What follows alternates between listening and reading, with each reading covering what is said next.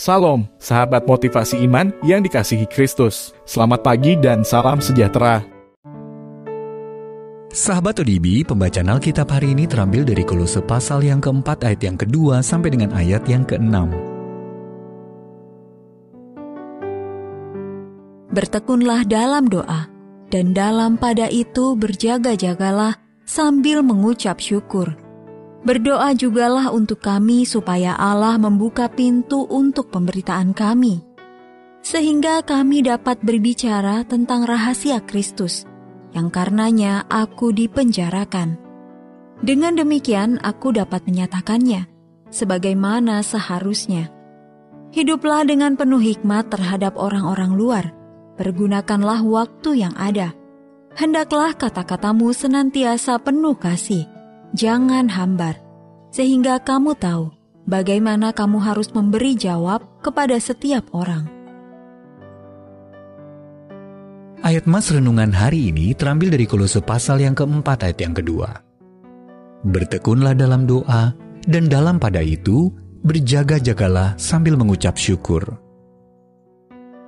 Judul renungan kali ini, Hati yang Bersyukur, ditulis oleh Bill Crowder.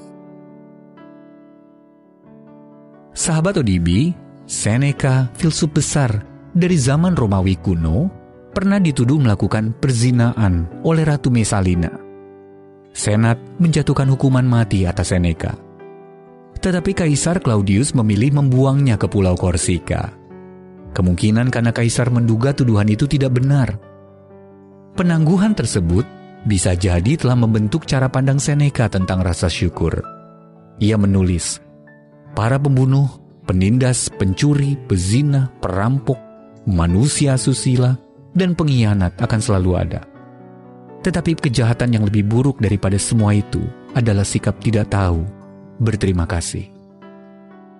Rasul Paulus, tokoh yang sezaman dengan Seneca, tampaknya juga sependapat dengannya. Di Roma pasal yang pertama, ayat yang ke-21, ia menulis bahwa salah satu pemicu kemerosotan umat manusia adalah keengganan mereka untuk mengucap syukur kepada Allah.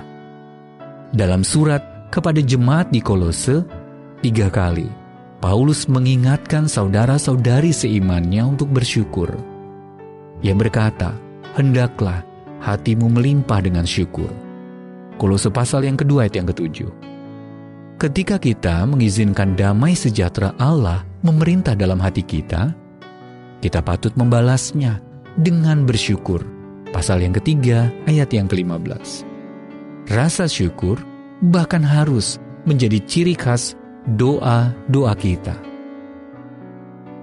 Kebaikan Allah yang begitu besar kepada kita mengingatkan kita pada salah satu realitas hidup yang luar biasa. Dia tidak saja layak menerima ungkapan kasih dan penyembahan kita, tetapi juga pantas menerima hati kita yang dipenuhi dengan rasa syukur. Segala sesuatu yang baik dalam hidup ini datang dari Dia. Yakobus pasal yang pertama ayat yang ke-17. Dengan semua yang telah kita terima di dalam Kristus, sudah sepatutnya ucapan syukur terus mengalir dari hati kita dan mulut kita. Kiranya kita merespons anugerah Allah yang indah dengan selalu bersyukur kepadanya. Sahabat ODB, apa saja berkat-berkat terbesar yang paling berarti yang pernah Anda dapatkan dalam hidup? Dan apa saja berkat yang Anda terima sehari-hari tetapi selalu mudah Anda lupakan? Bapa yang mengasihiku, ampunilah aku ketika aku menganggap remeh dirimu dan berkat-berkat yang Kau berikan.